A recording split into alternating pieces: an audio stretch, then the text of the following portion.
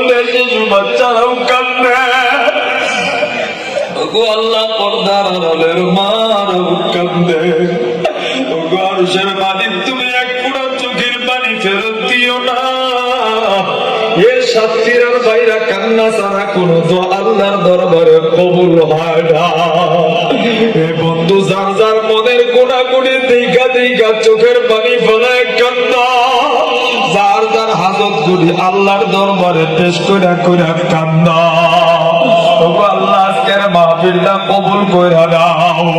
আল্লাহ, বয়ানগুলি ভুলগুলি মাফ কইরা সঠিক গুলি বুঝবার আমল করার তৌফিক দাও।